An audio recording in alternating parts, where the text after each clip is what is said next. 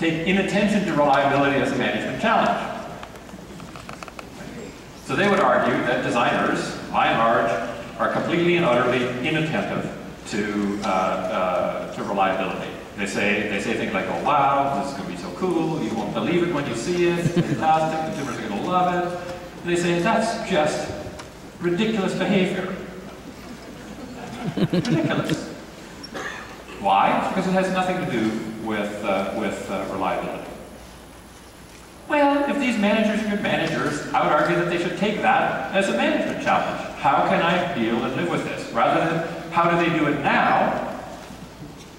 I think they do it now via exclusion. Let's get rid of those people and keep them away from us. Right? And then I'll solve my problem with these people who have inattention to reliability. I'd say, that's the weakest form of management, and you're going to stay in your same knowledge domain forever. You're going to be like McDonald's, and people will surpass you. And so many companies that fall in love with their current knowledge domain, the current algorithm that they're running, and waste all their time working that rather than staring at the next mystery.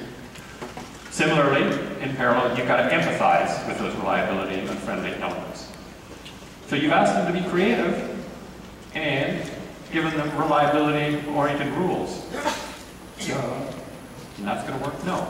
You have to empathize with what they are up against, which is creating something that's new and different, while making you confident enough to actually do it. Be helpful to speak the language of validity, rather than saying, oh my God, what the words they're saying are so foreign to me, I don't understand what they're talking about. Understand what the designers mean by them. Here, number 4, shared data and reasoning, not conclusions. Okay? So, here, when talking to, or business people, when talking to the designers, rather than saying, I've thought about this and here's the answer, just give them what you see, the data that you've seen, the reasoning that you're using, and use that to help them understand your position, what you're up against, so that they can draw the conclusion, because you actually want the designer to create a new conclusion that you haven't seen. If you provide that for them, it won't be the one they need or want, nor the one you need or want, because it will get your reliability and you want validity, you want movement. And then, conversely, bite off as big a piece as possible to give innovation a chance. If you're not willing to bite off a big chunk, you're probably not going to give it a chance to succeed. So I would argue that if we understand design thinking as the movement across stages in the knowledge domain, and that's what it is, I think we can understand why folks engaged in that game will come up against folks engaged in the game of owning and refining within the existing knowledge stage and see those characteristic clashes. And there is a way. Now, it's never going to be easy. What I would argue is it is absolutely never, ever going to be easy. There is always going to be a tension because of that predilection gap.